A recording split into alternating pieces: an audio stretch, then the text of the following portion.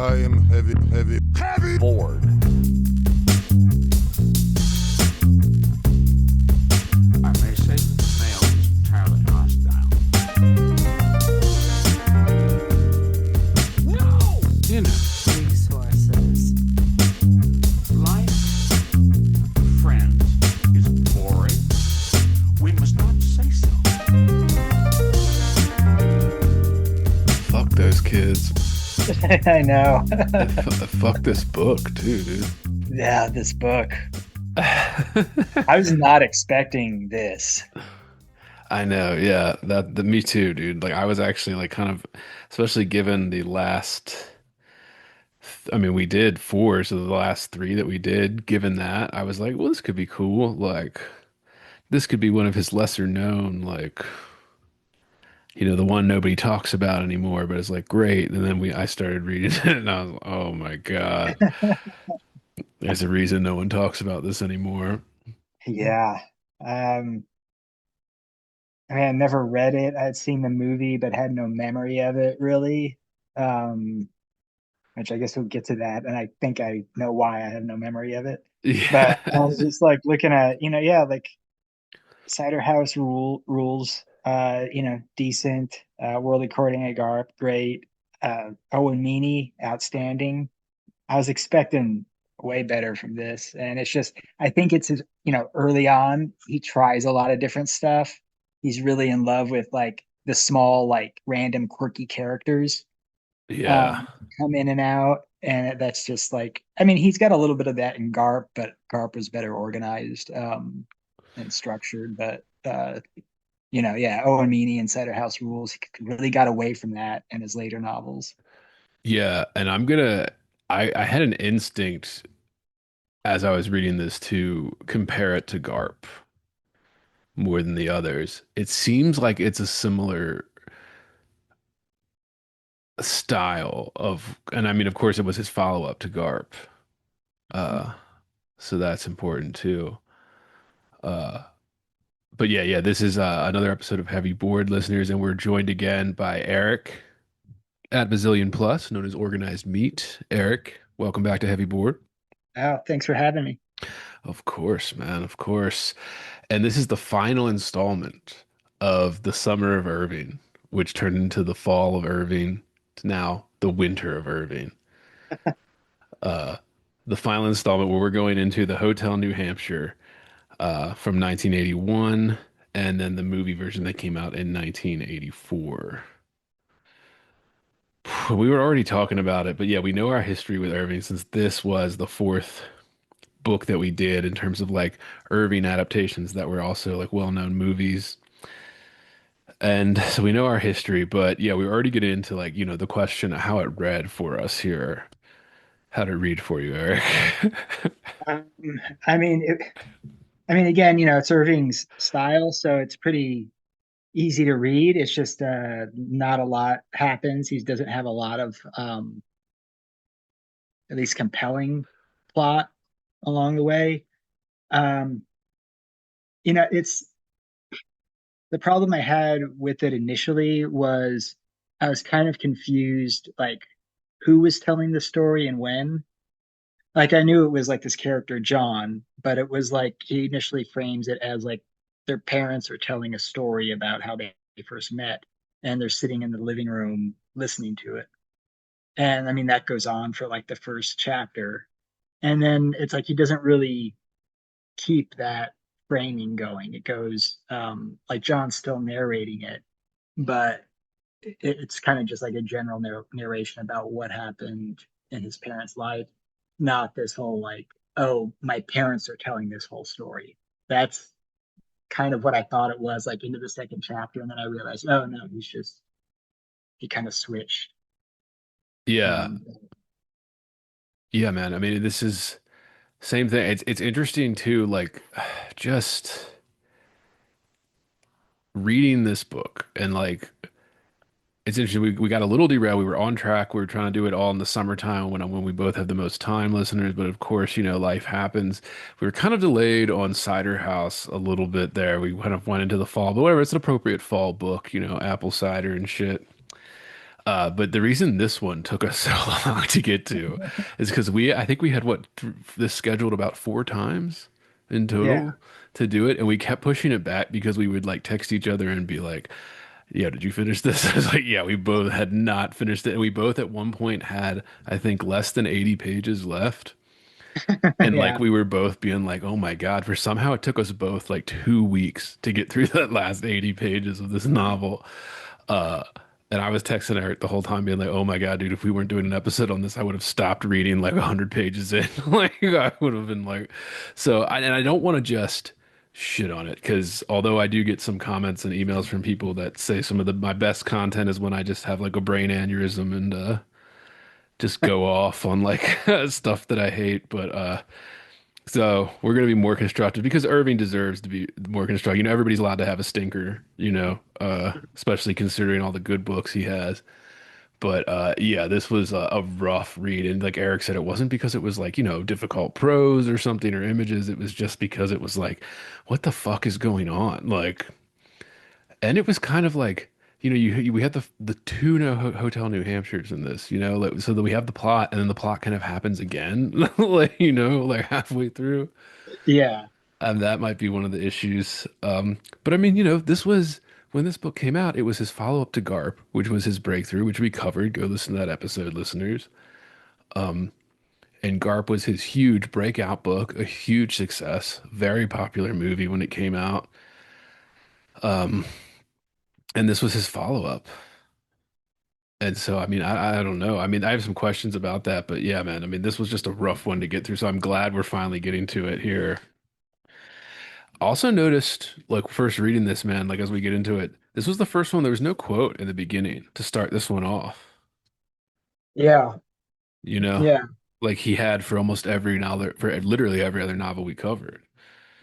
Kind of like some type of thematic quote or whatever, like a framing.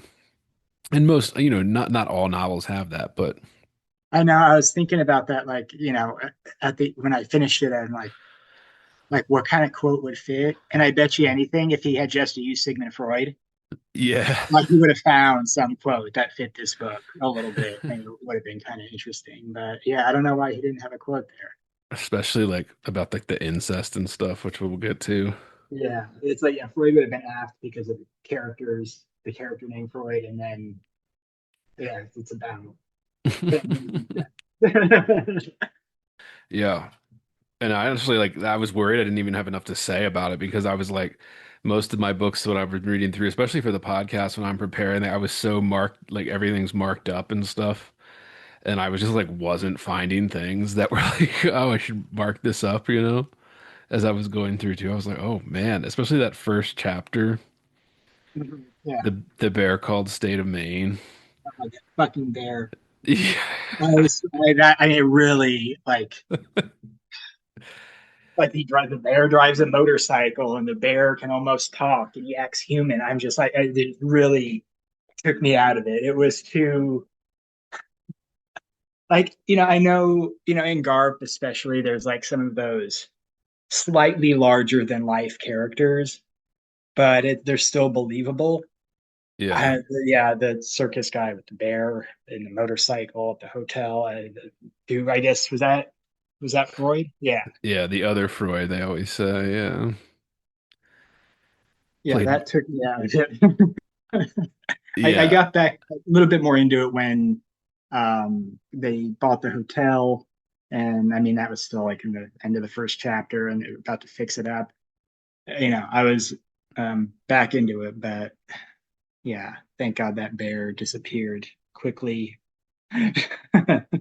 Little did I know, though, in the future there would be a second bear. Yeah, and I was also thinking, yeah, that another character named John too. Yeah, But this might have been his first John, although I haven't read all of his novels. Give me which characters he gave like his own name to. yeah. Well, it was Johnny in Oh, and and me, me, right? yeah, Yeah. yeah, Johnny Wheelwright. Mhm. But yeah, that fucking bear, man. And then like the father's attachment to it too. It's Yeah. It's weird, you know, it was unlike a lot of his other stuff where these characters were just kind of like always popping in and out, especially the father. Like I thought the father was going to be much more important, considering we spent so much time on that in the first half of the novel. And Hmm. then like yeah, once we get to like Vienna and stuff, it's basically like, you know, he's this non-entity. I guess that's supposed to be showing his grief if, you know, we're being fair, but yeah, that was just like, man. And then things like that were just kind of peppered in. It was almost kind of like, yeah, like you were saying, this is there's quirked up, and then there's this novel, you know, Hmm. like this novel is quirked up to the max, like, and I get that was like a trend. Was it the 80s?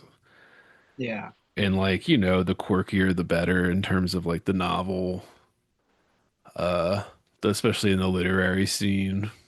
Yeah. Especially like 81, which is still like it's pretty much the 70s. Right. Like, Yeah. decades don't really get going until like halfway through. And when he was writing this, it was probably like, 79 or something, 80. And, that whole, there's a very much like in film, books, even music had this style of just like sort of chaotic, weird, almost like a very coked up energy, Yeah. to everything. And I think that kind of fits this novel. Like just, in the middle, like, oh, I'll throw in a communist revolution thing. And it's like, what the fuck? Like, because Yeah. just kind of want like he'll throw in some crazy ideas that this novel doesn't really work. Yeah, like when they just kind of it just kind of gets thrown in there that Frank is gay, and then that's like all that happened. They just want to keep reminding us that he's gay. Yeah.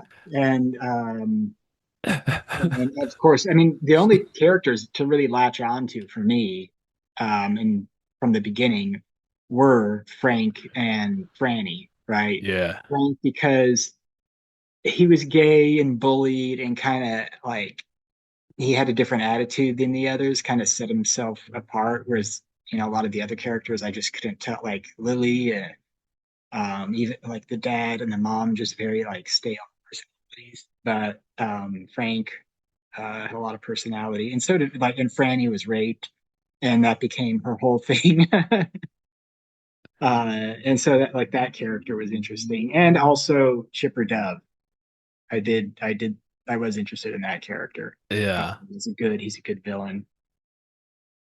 yeah. That's true. And Chipper Dove is another one of those ones that just kind of like is in the beginning of the book and then just kind of peppered in. And I Mhm. mean, we'll get to that. Like, where it just kind of like, yeah, one of those things where it doesn't quite work when he's brought back just because he has been a non-entity for like the last like 6 years, you know, like Mhm. and like the story.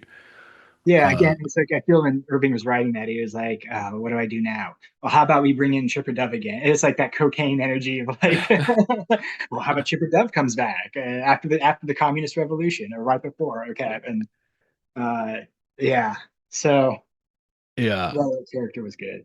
And Frank is the one where like he's the oldest of the children, so he's like the most detached from like his parents. Like his father's like quirked up bullshit, like Hmm. wanting to buy bears and things. Like, Yeah, random hotels, moved to yeah. a new country, yeah, just because his friend said so.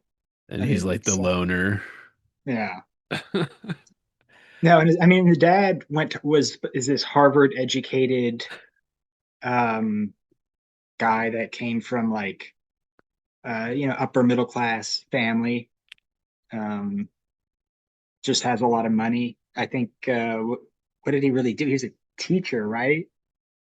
At Yeah, the he was a school. teacher at the dairy school. Yeah, but I mean, other than that, it just seems like it was family money, and yeah, like upper middle class New Englanders. Yeah, because they're like in this like part of the state that like nobody goes to or whatever. There's not even really tourism or anything. Mm. And they're just like, yeah, this kind of weird family loaning. But yeah, I mean, Franny's whole thing becomes about her getting raped pretty much in chapter 4. But I mean that when it happens in the novel, I was like, holy shit, like it was very stark, very matter of fact. Kind of again like Irving at his best doing something, describe writing something like that. Like the world according to Yeah. Benson Haver. Yes. Yeah, I mean, yeah. Um, that was the part in World According to Garp where it's this story about um, the girl getting raped, and then there's like the revenge Yeah. penalty for them or something. I forget how that went, but yeah, that was really reminding me of that. All those, the grill parser story, all the stuff that Garp writes in World According to Garp, I saw in the Hotel New Hampshire. And honestly, that was the only bad part of World According to Garp. That like Garp Yeah. stories, that's the stuff that I dropped out. And when they stopped, okay, I picked up interest again. But Yeah, that was one of the things where, yeah, I wanted to compare it to the world according to Garp. At one point, as I was nearing the end, I would say, well, since we're talking about it, I'll just bring it up. Where I was asking myself, is this book almost an apology for Garp? It almost feels like it, or like in terms of like the anti-feminist.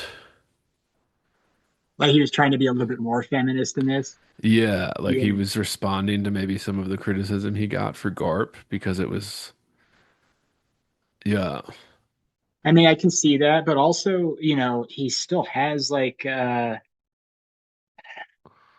I mean, I don't know. This was again a different time, so he probably wasn't thinking of it like this. right. But with Susie the Bear, there is a big this furry component going on. Whereas in Garp, it was the trans thing, and now this is his furry book, right?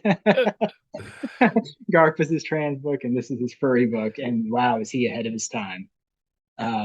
But yeah, so there's still like some of that going on, which I'm sure now he's penning a new introduction to this, where he says like, "I've always defended the furry community. This book was about the furries and furry liberation."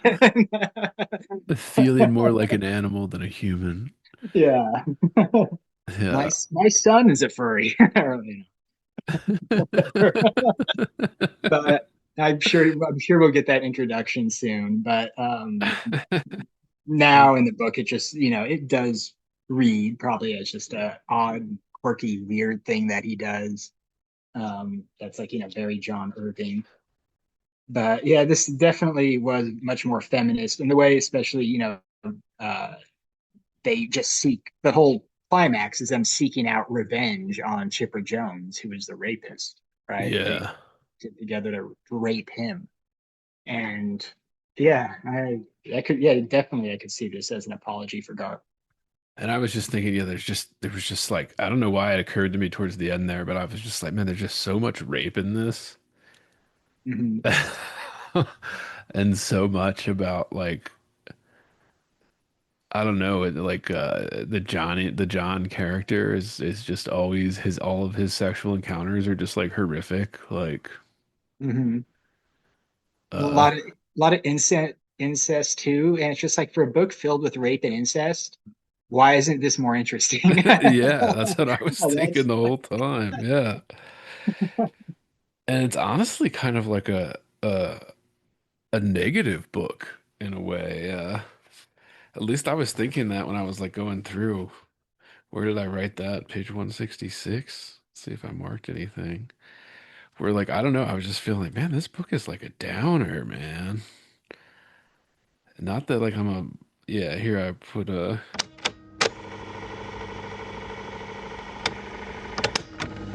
If you're hearing this, it's because you are listening to the free public feed of Heavy Board. To get complete, uncensored, uninterrupted, full access to this podcast, become a subscriber at patreon.com/heavyboard. That's right, Heavy Board is made possible by subscribers like you. For less than 1 cup of coffee per month, you will receive private access to uncensored, full-length episodes, Jerk Shop, heavy bonus content, subscribers only AMA episodes, bonus extended interviews, and more. Come join the conversation today at patreon.com/heavyboard.